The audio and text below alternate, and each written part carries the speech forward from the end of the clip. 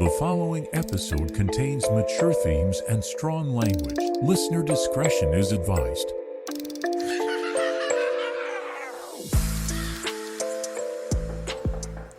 Welcome to History and Mystery in Kansas City, the history podcast about all things unsolved and unexplained in Kansas City and the surrounding areas. I'm Laura. And I'm Talia. And today we are talking about the historic Wolf Hotel, which is in Ellenwood, Kansas. And this isn't the first time we've talked about this. No, but I'm an idiot, so we're not going to talk about that. It wasn't you. It was the ghost. Remember, it was the ghost that followed you home and possessed you to forget to hit the record button. Yeah. It was more like it forced you to probably press it a second time without even realizing it. Yeah, that's what happened. Yeah. I pressed the record button too many times, and so it just didn't record stopped. 40 minutes of us talking. And we were just like, wait, what happened? Okay. What's that name of that ghost? Which one? Bernard? See, yes, I had my paper. I don't have it anymore. Did I leave it here? Oh, I don't know. I didn't think so. I don't know. See? Unedited episode. We might make this an unedited episode because we want to get it out ASAP because we're going to talk about an event that the Wolf Hotel is having on the 25th. So stay tuned for that. Is it in my purse? Yes! I found it. I have my notes. This is like the first time ever that Talia has her notes. So the town of Ellenwood, Kansas was founded in 1871 and the Wolf Hotel was completed in 1894. It is located at 104 East Santa Fe. Santa Fe. Mm-hmm. That's the it's street. Right on the Santa Fe Trail. Yeah, that's where it's on. It's not in Santa Fe. Right. Yeah, I almost got confused the first time. Oh, okay. Just having fun. Those were the dogs, if you can hear that. I was my brain. Okay, so it was built as an attachment to the Delmonico Hotel. That sounds fancy. Which is now the parking lot. Yes. To this amazing establishment. Yeah, and when they attached the Wolf Hotel onto the Delmonico, the original lobby was still in the Delmonico, and the Wolf Hotel, what is now the lobby, was a bank. And they still have a few bank features in there, including the huge the vault door. Yeah, it's really cool. Is there an ATM in there? No. Failed. Yeah, they had an opportunity. But there's those little tables where you get your like deposit slips and stuff, you know, where they separate them out in the wall. They have that still. But if they had an ATM there, it'd still be technically a bank, which is phenomenal. Yeah, technically the Sunflower Bank that's next door that is like connected to that parking lot has an ATM. So literally you can walk out the door and use an ATM, but it's not in the lobby. You know what? Close enough. Yeah. Close enough. You can still get your money at the same place that older people used to get their money. Why did I say it that way? I don't know, but it sounded weird and I love it. I'm gonna get my money. You young whippersnappers. The hotel was designed by Wichita architect S.S. Voigt and built by John Wolfe at a cost of about $10,000. And which, like I said before, is kind of conflicting. Yeah, because we found a couple different amounts. It was like originally like $6,000 is what it was to build it, and then they sold it to a different person for $10,000. Mm-hmm. That's at least the research that I had, mind you. This place, it was hard to research. Yes, we mentioned that last time. Yeah. There's not even, there is a Wikipedia. But it's literally just one sentence of Here's this a building, is where it is. This is the address. Goodbye. Yep. Now I want to edit it because it's community done. So we can edit it and be like, literally add in goodbye. Yeah. This is an address. Goodbye. And the hotel itself, the company, like they don't have a lot of information on their website either. So Which you is really surprising. have to Google for blogs and, Newspapers. And yeah. if you can even find the newspapers, because some of the newspapers are also conflicting Right. when it regards Yeah. to some of the other things we'll talk about. It's a weird place. Yes. But from everything And that I've seen interesting. from the photos and the videos that you got, beautiful. It is And beautiful. fantastic. Just a wonderful, like, not wonderful, but wondrous place from what I can see. It's whimsical. It's just a time capsule is like the best way to describe it. It's like crazy. stepping into a time portal, Yes, it really which we is. talked about in a previous episode. Yes. Hey. Go back and listen to the Portals episode. I don't know what Yeah. episode that was, but it was a bonus episode, so you have to sign up for Patreon. Yes. Anyways, back to this. The Sunflower Dining Room was added in 1924 by Fred Wolfe, which was John Wolfe's son. Mm-hmm. And it was a prestigious restaurant that attracted people from all over. In the early 18... I did this last time too. In the early 1980s, the hotel functioned as an antique store and was sold to Christopher McCord in 2013, and he wanted to return it to its former glory. Which it sounds like he has been doing. Yes. And with the help of his neighbors, the area has been slowly being restored. It is adorable. Like, there's the hotel, and then immediately across the street, there's like, it's kind of like, not a strip mall, but it's like a shopping Shopping center. center. Yeah. But it's straight out of the 1900s or whatever. Yeah. Or maybe 1800s, I don't know. But like antique stores and just cute little shops. Ellenwood's story basically is all about classic Western Kansas opportunity. And Kansas was trying to get a bunch of new residents, and they were trying to attract Southern German Bavarian people. And so they built this with those people in mind. Sorry, continue. Being distracted over here. I could turn that off, but I'm extremely hot. No. Keep it on. Keep it on. It'll be fine. If you hear the tick, tick, tick, that's the fan. And it's very distracting. It'll be fine. Just my ADHD going on. It'll be okay. So basically, apparently, Southern German folks like to have underground tunnels for various shops and things. It's cooler down there. It helped in the time store meat and coal and all that good stuff. And so when Ellenwood was settled, they wanted to design it that way to attract people from Southern Germany, apparently. I think also because they did realize the genius of not having refrigeration Yeah. in this part of the country. Yeah. And being like, well, maybe we need a way to preserve food or other items that need to be cold. Right. And it's A just little smart. bit better. Yeah. And back in the day, the sidewalks were wood and basically these wood panels, and they would just pop up the sidewalks and dump in their coal or, dump in whatever they needed down in the tunnels. Pretty smart. It is pretty smart. Yeah.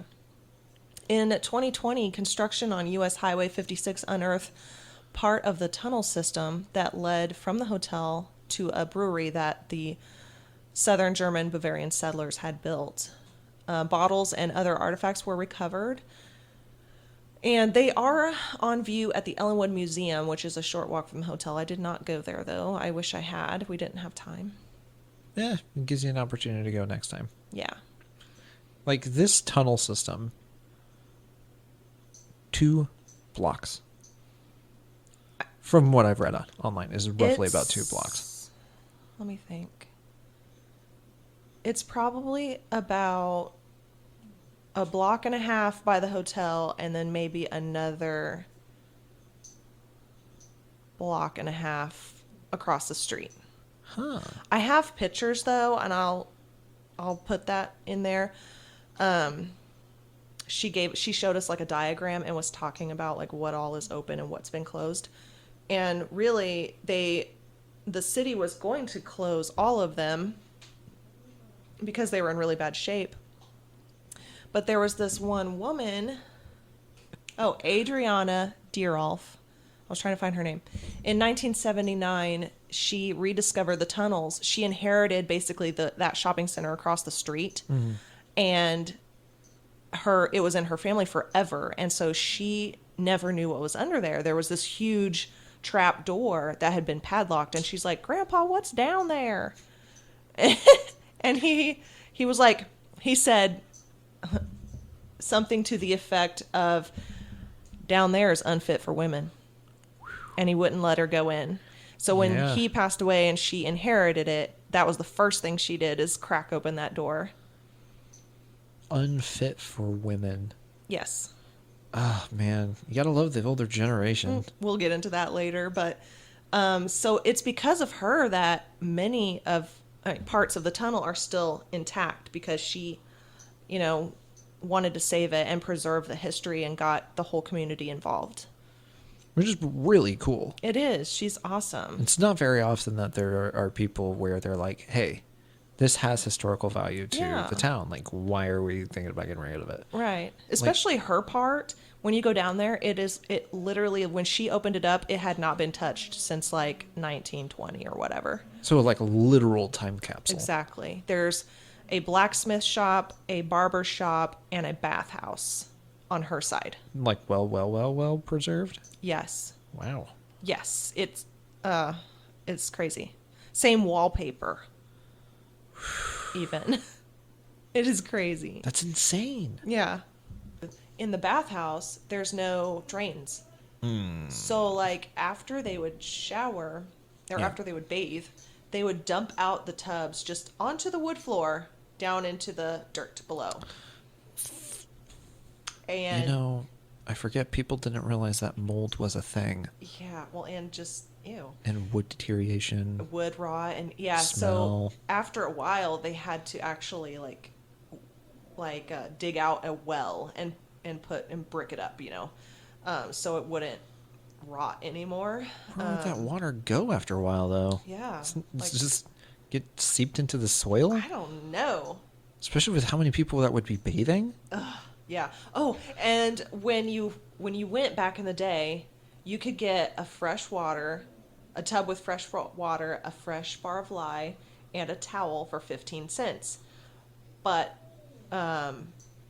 the tour guide told us that the beers at the bar were 15 cents, and so a lot of guys didn't want to spend that much money because they wanted more beer. And so you could get a used tub water and used towel for 5 cents. Can Can you imagine? All the diseases.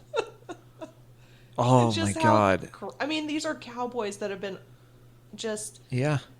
in the wild with all their stank. And you're You know dipping in what? their I juice. 100% believe it. I work with truckers. Oh, gross. 100% believe it. It's bad. It's bad. So I can definitely imagine like these cowboys, especially out in the sun and the heat. Like these guys have air conditioning. Camping out there and But to be fair, the cowboys are far more fit than 90% of these truckers. yeah. So, But still. Hey, it is also a dietary thing. Yeah. Cowboys ate healthier, than we do now, with most of it being pretty much just bacon and beans, but it's still healthier than half the preservatives and stuff we put in our bodies. Yeah. Also in the bathhouse, there's a bed, a bed frame, really scary looking. Like if you sat on it, it would do the old scary movie, like, And so while dudes are getting bathed and getting their clothes washed, the soiled doves would come in and they would also use that bed to have relations. At least they could take a bath after. Yes. Well, I'm sure there was also like one of those things where it was like, okay, since you're one of the soiled doves, like we need you as a clean product. I hate to say it. You're talking about the females. Yeah. Yeah. So it's like one of those things. The guys would be like, whatever, I don't care. Like, I'll go do my thing. Like, spend 15 coin on a beer instead, right? So it's like, but I'm like, in my mind, like, at least she gets to have a bath between customers or whatever. Hopefully, yeah. Hopefully, or at least at the end of the night. It was its own little community down in the tunnels. Yeah. And things that happened on down there were gambling, prostitution, drinking, all the stuff that was just like, Considered unladylike. yeah, what's that one chick's name? I just love the way you said that. What's that one chick's name? Adriana. So Adriana's grandpa or whatever said, it's unfit for women. And what he means by that is, if you are a lady, you do not go into the tunnels. So there were women down there because they were prostitutes, and they referred to those women as soiled doves. Yuck. Yeah, It's a terrible name. it is. And the tour guide would ask, like, are there any soiled doves down here with us? Never got any response. And apparently, I forgot, there's apparently a female that is down there called Gertrude, and she likes to kiss the boys. That did not happen while I was there, thank goodness. That'd be super weird if my husband was like, stop kissing me. I feel like something kissed me. I'm not kissing you. I am happily married. But yeah. So, if you were a stand-up woman, like if you were a lady, you would not be caught down there. So if you were seen down there, you were just presumed to be a whore. It's terrible. Yeah. The lower passageways back in the day connected all these shops, and it basically had its own underground economy. So during Prohibition, the tunnels were used a lot. Obviously. It was a great place to store and distribute bootleg alcohol. And during World War II, a strong anti-German movement spread throughout the surrounding towns, and some of Ellenwood's citizens were forced to hide in the tunnels for their own safety.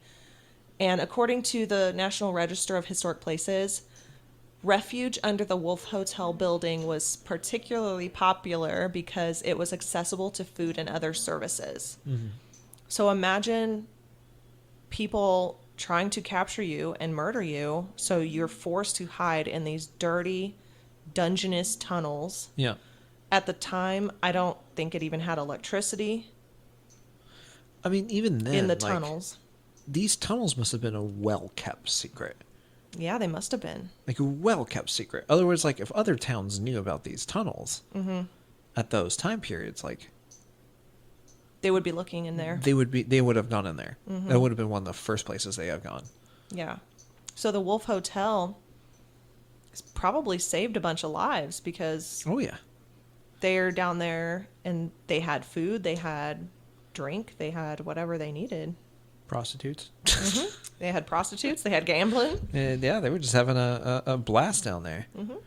I mean, relatively speaking, when you have Right. to be in tunnels to Yeah. save your life. Yeah, we're not joking about people No. hiding Like, for their lives. That's awful. but when you take into consideration like other places where they had to hide, like, and all that other stuff, and they didn't have these tunnels that all had food or whatever in it. Like, Right. they were lucky that not a lot of people knew about these things, Yeah. and that the people in the town liked them enough that they were like, "Come on." I mean, the whole town was German settlers pretty much. So Yeah, and, like they had baths down there so they could Yeah. stay clean Yeah. ish. Like they had laundry places down there, I'm sure. Like you said, food, bars, gambling, prostitutes, like a freaking armorer, a blacksmith. I mean, what is the blacksmith making?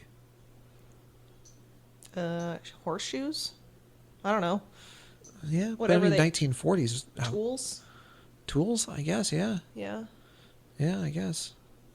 Who knows? Who knows? But I mean, it's like to think and just try to put yourself in the shoes of these German refugees that are just, during they had no standing of what was going on overseas and all that other stuff. It's kind of heartbreaking if you think about it. It really is. So, years ago, the majority of the tunnels were filled in, except for the section under the Wolf Hotel and the section under, it's called the Ellenwood Emporium across the street. But they're working on getting those tunnels unfilled, right? Yes, and part of them were like made. Part of them are from like the literal 1800s, and they are literally falling apart. And then part of them are from the 1920s. And we could see, I mean, we were walking down there, and you can see the rebar because the ceiling of the concrete has fallen down. And it's just, so a lot of it you can't even go in because it's just dangerous. Wear a hard hat. Get some more evidence. Let's do this. Yeah. So, you want to talk about the ghosties? Ooh, we're going to talk about the most popular of the ghosts Yes. first. So, imagine, if you will, you just got back from World War One. Was he a vet? He was a Oh, vet. yeah, he was. Yeah. You go to the hotel, the Wolf Hotel. You get home after, war. And you finally try to profess your love to the love of your life. But she rejects you. So what are you going to do? Maybe go on a shopping spree. Yeah, that sounds about good. Get on some good, good new clothes. Gatsby, your good Gatsby clothing. Uh-huh. And you're like, you know what? I'm going to treat myself to dinner. Probably some wine. Some wine. Or gin or whatever. Some fried chicken. Mm-hmm. Some mashed potatoes and all that other stuff that they've got there. Macaroni potato salad or whatever it was. Or German potato salad, I think. Yeah. And, and you realize, you know what? I don't know if I'm... He looked straight. Pulled out a metal device that he used during the war. Mm-hmm. And clicked it to his chin. Yes. His name was Bernard Millet. Yeah. Also known as BJ. I think his middle name was James. I think. Correct me if I'm wrong. Please don't. But he may have gone by BJ because of his middle name starting with J. But he was born in Kentucky. Mm-hmm. He was never married, had no kids. But according to his World War I draft papers, he was short, slender. He had brown hair, gray eyes, and he was believed to have found a new home in the afterlife. I was like, what are you talking about? Due to rejection of a woman whose photo is actually displayed in the hotel. Yeah. And he was Catholic. Now, here's where it gets a little strange. He was buried in Wichita because, according to an obituary from Wichita newspaper, he died at his brother's house in Larned. Larned, Kansas. So he was buried at Calvary Cemetery. But according to this Wichita newspaper, he did not faithfully join others. I think you can say shot. It's YouTube. They're the restrictors, so you're okay. He unalived himself. He found freedom in other ways in his pain. But it says in the newspaper that he died at his brother's place. Yeah. When in reality, it was at a table Yes, in the at sunflower the dining room. in the sunflower room. And I was told by the tour group leader that there was no one else in the dining room at that time. He was all by himself, and he had the muzzle so close to his head that nobody even heard the shot. Wow. Because of where the bullet is it would found. have to go under. I was thinking, under the chin. Yeah. I mean, he There's may still have a been. bullet hole in the He ceiling. may have had his head down. Oh, that's and true done too. Because I mean, if you're in war, you're gonna find the best place probably to Yeah. bang, bang, pow, zip, zap, boom. And so, but that's where the strange part is that the newspaper lied probably out of embarrassment, because this is the 1920s. Yeah. Out of embarrassment for the family. Yeah. To save them. That's very taboo back in the day. Especially as a Catholic. Oh my gosh, yes. Yeah, and so they probably said that in the papers not to embarrass people at the church or whatever. And then on top of that, to add to the mystery, his marker was removed. Yeah. Somebody stole his I don't know if it grave was marker? stolen Or what? or if they removed it. And the theory behind it, because again, history on this place is so hard to find that the only history I could find on this particular individual was on an Instagram post from someone who went to the hotel. Yeah. And they did some digging and did some research. And I was like, I don't feel like digging for 5 years on this. Right. But the theory on that is that the cemetery removed it because the people that were going to the hotel would go over and probably, show their respects. Yeah. I would go lay flowers on his grave if I knew where it was. But I think they were probably like doing some disrespectful things. No. Which is probably why they would remove it. And they're like, oh, well, the people can go over there. As for now, this is an unmarked grave, which personally I feel like is far more disrespectful to the spirit. Yeah. I mean, how would you all feel if somebody was like, oh, let's remove your gravestone because people are coming and disturbing the cemetery? Yeah. Or as the British would call it, symmetry.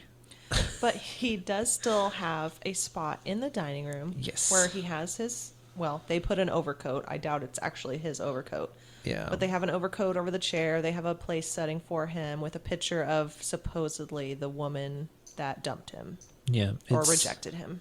It's a rumor. It's very sad. But it's very sad. And he will come up later in the story as far as several other spirits. But I'll let you tell that story because that's phenomenal. Unless you're wanting to do that as a part 2 and then... Oh. It's totally up to you. We'll see how long this gets. Yeah. Because I don't know. But because you got some fantastic evidence. There are some other several spirits. But I can't... My brain is being weird. I'll do the next one. I'll let you do the next one.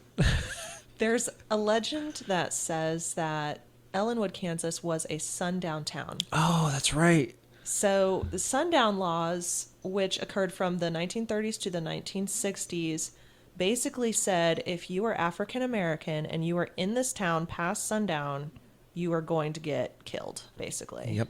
You're going to be lynched, and it's going to be a show for everyone else. Mm-hmm. And so you could not be they called it, you couldn't be a citizen. Yeah. Because if you slept here, if you stayed after sundown, you were trying to be a citizen, I guess. So whatever. You can't just visit somewhere. Whatever. So stupid. Apparently in those rules, in those days, if you stayed at a hotel, congratulations, you're a citizen. Yeah. It's so stupid. Anyway, the legend claims that the angry spirit of a man scares and confronts guests. There are no records of this happening. Oh, shoot. I skipped a bunch there. So I don't know what year. I could not find out. And like I just said, there's no records of this happening. But apparently, Of course not. a African-American man was there past sundown and near the hotel, and people beat him to death and drug him through the hotel and put him in the boiler room to die. It's just awful. I didn't have any experience with him, and we don't even know his name. The hotel people call him Bubba. Because, of course.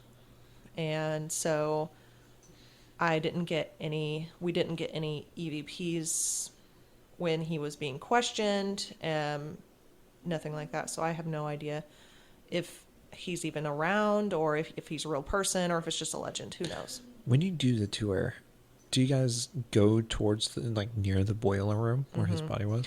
Typically, you get to go all the way back there, but they're doing construction on the tunnels right now, and so that room was completely full of like wood and debris, so we couldn't go back there. Normally they do though. I would wonder if that would because normally construction would essentially create more spiritual activity because you're disturbing the building. The tour guide was worried that he was kind of trapped back in the boiler room, and that's why we weren't getting him on anything. But can you trap a spirit?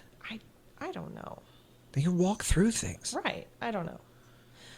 But we'll talk about construction later because that kind of comes up too. And then the only other ghost really is there's supposedly a ghost of a cook named Sparky who has been pictured a couple times and people see him. He's really fast. Ooh. But he doesn't really do much. He might be residual. He just walks and back and forth. Well, residual is always fun. Yeah. But they don't really interact. No, but it's still evidence. Yeah. Good evidence, to say, hey, something could, even residual energy is energy that's left over. It's more than can be said about not having any evidence. Yeah. Because it's still some kind of energy that's there. And it's proof that when you pass, you could potentially leave energy into the afterlife or even in the material world, material plane. Right. But I like to think of residuals as a photograph or a video that's just playing and your spirit isn't there being tortured every day. Right. Yeah. Because, there's a bunch of residuals that are doing their job over and over and over. And it's I don't want to die and have to do my job every day for eternity. But then there goes the thought, right? That when you're doing your job, sometimes your brain goes into autopilot. Right. What if your spirit is literally just in autopilot, brain mode, and you don't even realize you're doing it? So you don't realize you're working. I don't know how that works, but I just know that I don't want to be aware that I'm working for eternity. That would be awful. Because if you think about it, couldn't you be a spirit in two places at once? Because there's been times where, at least from what I hear, I'd have to actually do up the digging again. But you can have a residual energy of a spirit doing one thing and then literally get an actual intellectual response at another location from that spirit that had the residual energy over at the different location. Yeah. It's insane. Yeah, it's true. I don't know. Portals, man. Portals. Oh, and then there is a spirit who they just call the cusser.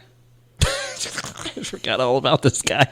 And he's going to be my best friend. He literally will just pop in when people are doing the Estes method or when people are doing a spirit box, and he'll just be like, bitch.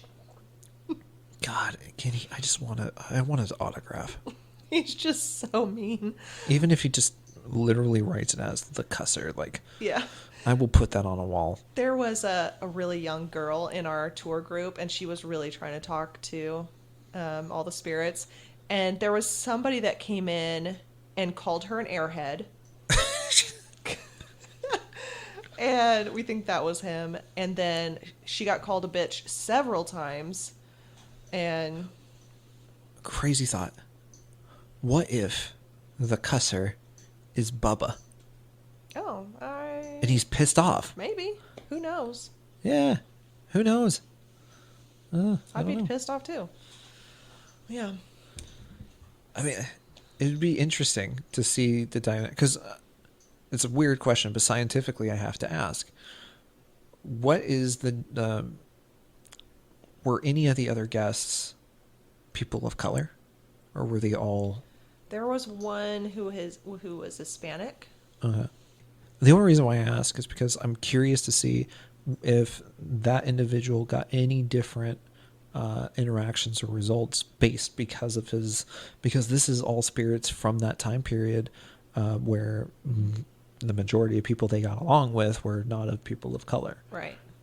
It's one of those things where I'm curious to see if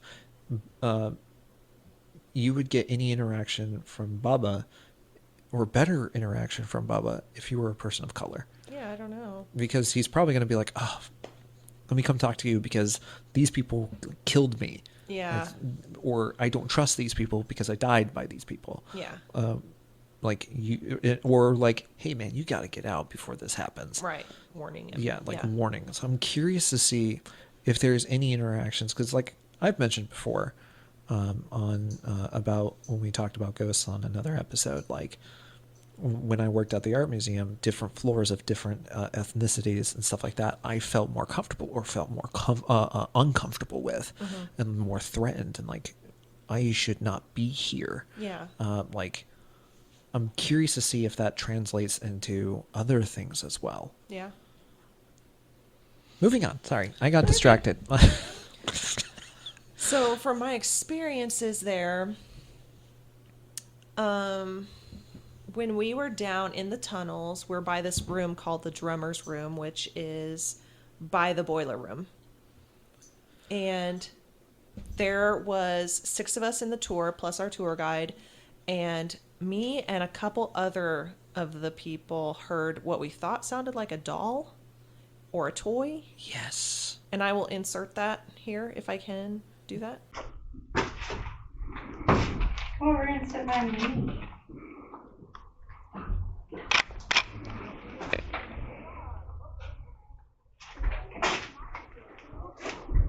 There's a toy going on? Yeah. Is there? Yeah. You heard it too? Yeah. I heard it a little bit ago. There's like a baby doll, kinda? Yeah. Like a little girl or a little In baby. there? Yeah, and like you can even insert. Are you inserting the full clip, or are you inserting just that small clip? I'm going to do whatever I sent you. Okay, cool. Because The little. there is It's little, but it See, has some before and some after. I could be insane, but there's a part where I can hear a faint whisper, and you can't hear it. No, I can't hear it at But all. I could clearly hear a faint whisper of a kid saying, "Come play." And then you hear one of the adults, another adult or whatever person talking, and then you hear the toy say something similar about playing. And I it's couldn't like, understand what it was saying at all. yeah. The only thing I could slightly understand, that it goes on for about 5 seconds. There's like a first, maybe a sentence, and then a pause, and then another sentence. And I feel like the second part maybe says something about smiling, smile more, or something like that. Yeah. But I can't tell for sure. So listen to that clip and tell us what you think it says. And if you can hear the whisper, because I can't hear that. Please tell me I'm not crazy. I feel like I'm going crazy here. But the tour guide was like, well, all the toys that are in there from like the early 1900s. So, and it sounded really robotic. Like, yeah, like a toy doll. Yeah. Like, come play with me. Like, yeah. Yeah. While in the tunnels, our tour guide was doing the Estes method. She kept getting the word bath and bathe. So we decided to go to the bathhouse and investigate. And we placed a cat ball inside of one of the tubs, which repeatedly went off without anybody touching it or the tub. And in the bathhouse, she did the Estes method again. We were getting the name Tom and Thomas, which Thomas Drake is the one that owns the harness shop, which was right next door, basically. Yeah. And one of us asked how many people were here, and her with Estes said 7. How many people are here with us? 7. Which Which was is spot on for how many of us there were. And then when you go back and you count all the different possible spirits, how many are there? I think 7. Yeah. The ones that we heard of. Yeah. Because Thomas came through, Alex, Lucy, Bernard, The cusser. the cusser. There was 2 little girls. I can't remember their names. So that's 7. Bada bing, bada boom. They're all there. I think that was it. That's crazy. And I will try to insert or link the video or the audio somehow. Look at Mr. Young. Are you working hard tonight? Oh, Did you hear that? yeah. That was clear, yeah. Yes, A lot I to am. do. I would definitely give that a listen to, It's especially towards the end. Yeah, because at the end, something brings up the topic of playing cards. And so one of the other tourists was like, I'll play cards with you. Where are they? And they were literally right next door in the barbershop. I mean, and these are cards from 1900, 1910, I don't know how old. And so she goes in there and she's sorting the cards, and it's a good ways away from the girl who's doing Estes, who has the earplugs in and everything.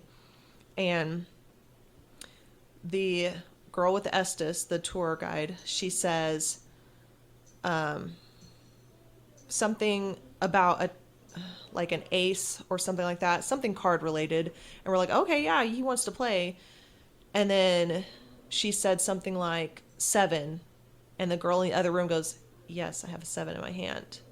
And then she said 6, play it. And then she said, yes, I do have a 6 in my hand. Okay. And then the girl in the other room goes, what color is the card I'm holding in my hand? And the tour guide says red. And that was correct. Yeah. From the other room. She was like, it is a red card. Like, yeah, it is a red card. And she was freaking out. Yeah. It's insane. It was really fun. Are you playing cards right now?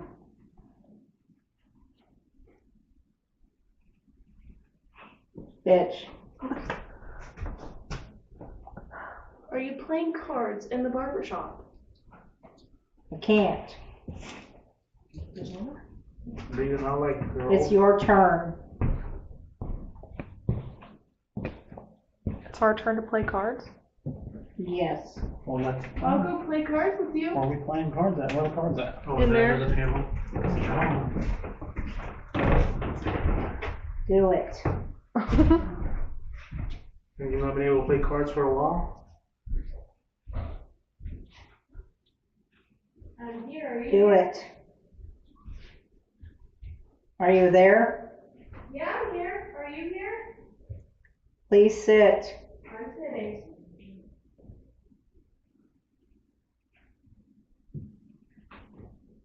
Ace. Yes. Have a seat.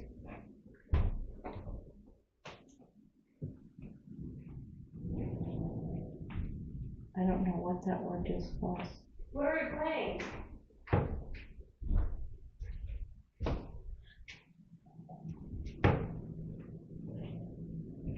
Eight.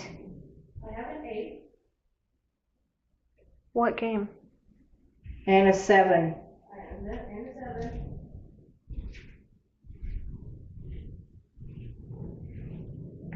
There's a 3.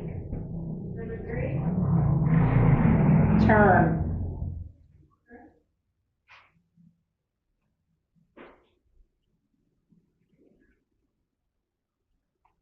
Play it. Are you playing poker? Can you tell me the card number I have in my hand right now? Want to. Is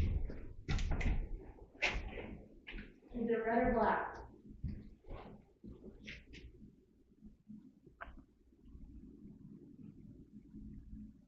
I can't understand what he just said. Red. Really, really cool. Really good evidence. I thought so.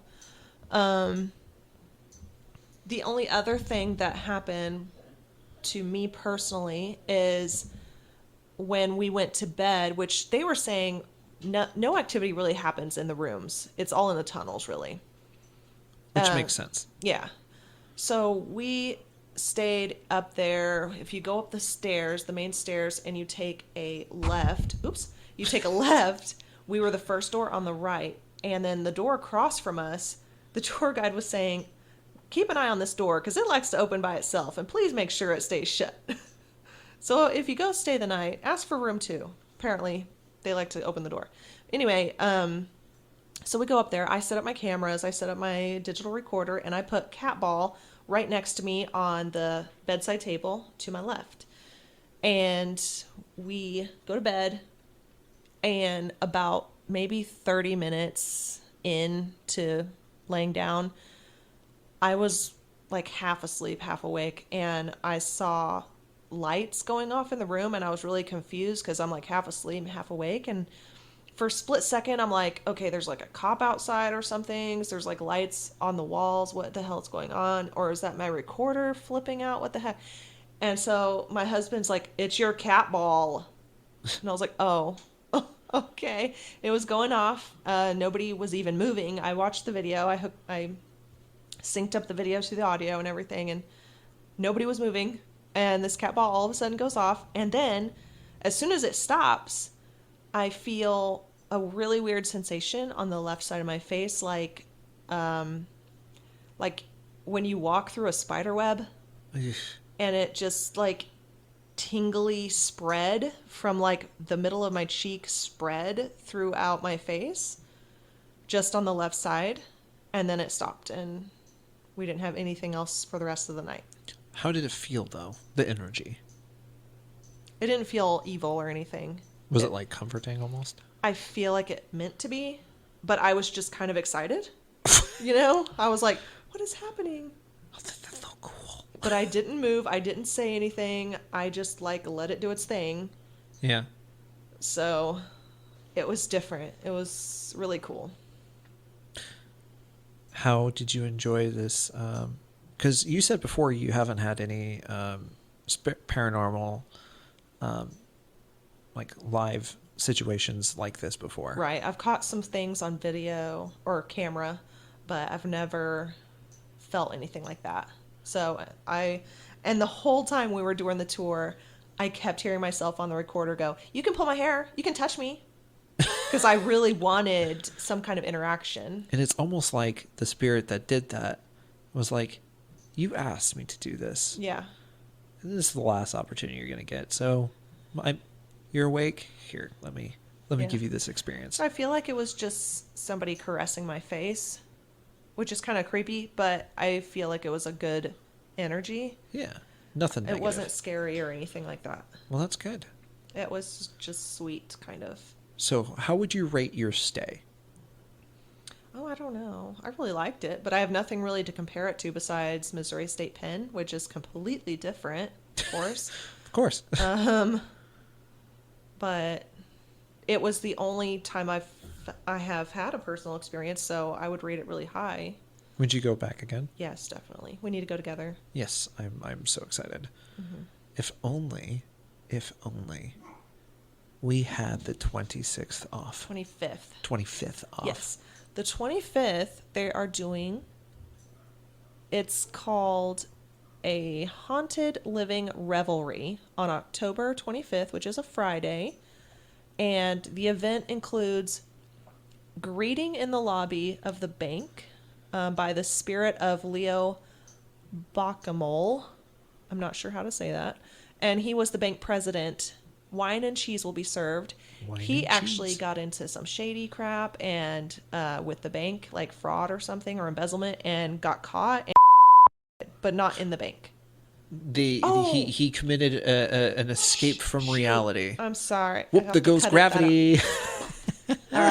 Leo unalived himself because he got caught with all this fraud shit going on. So then guests will proceed to Tom Drake's harness shop. The spirit of Mr. Drake will introduce himself and serve beer and cowboy beans with curled bacon. Hey. Yummy. Yummy, yummy. And then the next stop will be Jung's Barber Shop and Bathhouse, where the spirit of Mr. Jung, or is it Young? I think it's Young. Probably Young. Jung. I think it's Young. Mr. Young will regale guests with fascinating stories and serve warm mulled wine and wrapped brat. I don't know what's wrapped with, but it could be croissant. It could be bacon. It could be both. Croissant bacon. It could be cheese. Who knows what it's wrapped in? Sounds delicious. It's a mystery. The group will then move to the parlor in the Wolf Hotel, where the spirit of Mrs. Wolf will be serving rum punch and crudités. Crudités. I don't remember how he said that. Crutes. Crudites. Crudites. Credits. It's a tomato kind of thing. Yeah, we don't know. It's French.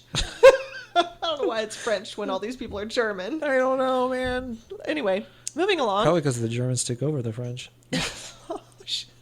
Moving along to the Sunflower Dining Room, the spirit of the unfortunate Bernard Millet will share a repast of mimosas, chicken and dumplings, green beans, and a biscuit. I like biscuit. The progressive meal will end in the tunnels and the underground saloon, where surprise spirits will greet, meet, and be served apple schnapps, apple strudel, and German chocolate cake. Oh, that sounds so good. It does. And the evening will conclude with dancing with the spirits, drinks, and a silent auction in the hotel lobby. Hey. It sounds amazing. So if you have time. Yes, and then at midnight, you can participate in the 1-hour paranormal investigation tour by candlelight. I forgot about that. Yes, tickets start at $60 for the guided tour and dinner, and $75 for the first tour, dinner, and the midnight paranormal candlelight tour. So it sounds really cool, super close to Halloween, so it'd be really fun. The money will go towards helping with the tunnels. Correct. So get some good food, some good haunts, some good stories and history, and have a blast. Yeah, and help save the tunnels. Cause go for us and tell us your experiences. We can't go. We have to work, and it's too late to request off. But please go and tell us how awesome it is. All of the money that the hotel gets, pretty much all of it goes to saving the tunnels right now. So even if you buy a T-shirt from them or a cup with the Wolf Hotel logo on it, all that money, yes, anything goes to the hotel to preserve the tunnels because they know how historic it is. Even the souvenir pens that are $6.59, that'll go towards the tunnel. You looked that up? Every gift shop has some kind of pen for like $7. So, no, I did not look it up. I should have. That would have been funny, but. But yeah, so definitely go check it out. Go check out the evidence. Yes. This isn't the bonus episode, is it? No. This is regular. Regular. Check us out on Patreon because we got a bunch of bonus episodes that are on there. Yeah. And coming out. Right. That we just haven't recorded. Yeah. But you know what? We also have a new tier on there. Yes. Yeah. And I named the tiers. Did you look to see what they were? I haven't. What are they? Okay, so the first one. I need to subscribe to our Patreon. The first one is Sinkhole Sam. Ooh. And it's $2 a month. And you get all the episodes with bonus odes, ad free. And then the next tier up is the Ozark Howler. And it is $5 a month. And after 3 months, and for every 3 months that you're a member, you get a sticker. Maybe I need to start howling and become a Ozark Howler. Yeah. Yeah. It sounds like a great deal. Yeah, it's pretty cool. A steal. And just know that all of your proceeds do go to actually helping out the show. Yes. We got new mics and a new system here because of you guys. So thank you very much for that. That's been amazing. We really appreciate it. Yeah. So that is patreon.com/historyandmysterykcpod. Don't forget to check out the socials that are down below because the socials are all linked on the Patreon site. There's a chat on there that you can get involved with. That's right. Yeah. You can even do posts now. Post it. Didn't realize that. Yeah. Tell us what you want us to talk about. Or email us at historyandmysterykcpod@gmail.com. And we will post hastily read it. Yes. Sure. I check it every day. Hey, there you go. All right, well, until next time, stay aware, alert, and alive. Bye. Goodbye.